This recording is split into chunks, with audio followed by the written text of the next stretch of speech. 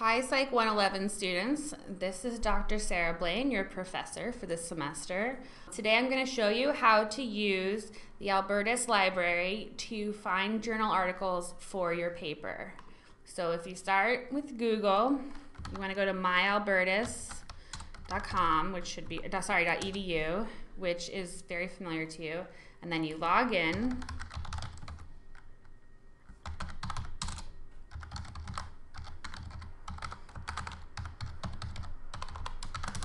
Okay, so this brings you to the My Albertus portal. And then you want to find the library button, which is always colored blue. When you find it, you click on it, and you get this menu. You want to go all the way to the bottom and choose Library Website. Click on that, and that brings you to the library homepage. So let me show you a few things. First, there is this search right on the first screen that will search the entire catalog of all the resources that Albertus has. So articles, books, interviews, videos, all kinds of things. And so often it brings up many resources that you will not be able to use for your paper. So instead, I recommend that you scroll down a little further to Research and Study Guides, and you choose Psychology. Click on that, you get to this psychology page. There's some cool stuff on here. A research liaison if you want to talk to somebody about doing research here. Some good TED Talks, all kinds of stuff. But what we're interested in is going up to recommended journals and databases. You click on that, and then you scroll down again. And this is the list of recommended databases for psychology. I think the most helpful one is PsycInfo, and so I'm going to show you how to use that one.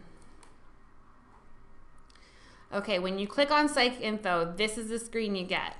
It may be tempting to just type in right there, but I would prefer if you click Advanced Search and we make some changes. So the first thing you want to do is make sure it says Limit to Full Text, and that is checked.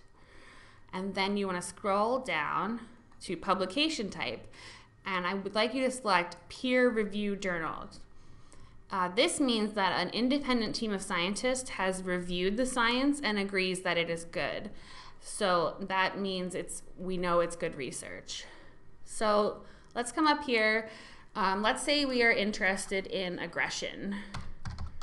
So you type that in. As you can see, it gives you some suggestions if you want to get more specific, but you can just leave it on aggression, and then you hit search, and let's see how many options we get. As you can see here, we have more than 10,000 articles to look at. That's quite a few, and I'm sure you don't want to read them all. So if you scroll down over here, you can limit it using any of these options. Because I need you to pick something in the last 5 years that's current research, I suggest, well, I require, that you move the publication date up to 2012. And so now it's between 2012 and 2017.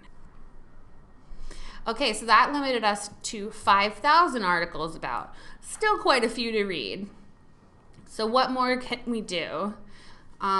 You can change it by methodology if you want to see if it's a longitudinal study that we talked about in class, or maybe an empirical one, meaning it was a true experiment, or you can add another search term.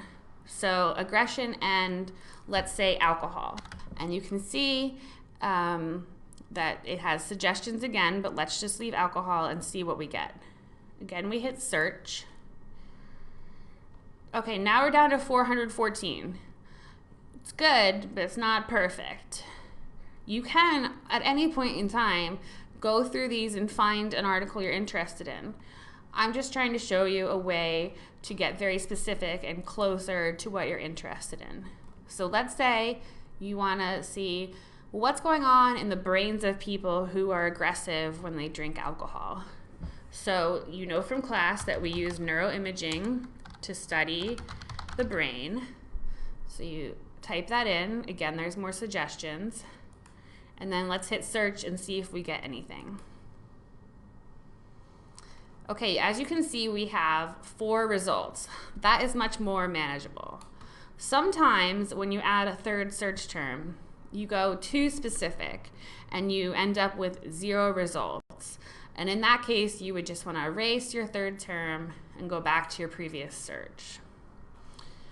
You can choose any one of these articles. This one appears to be about smaller brain structure in alcohol-dependent men who engage in intimate partner violence.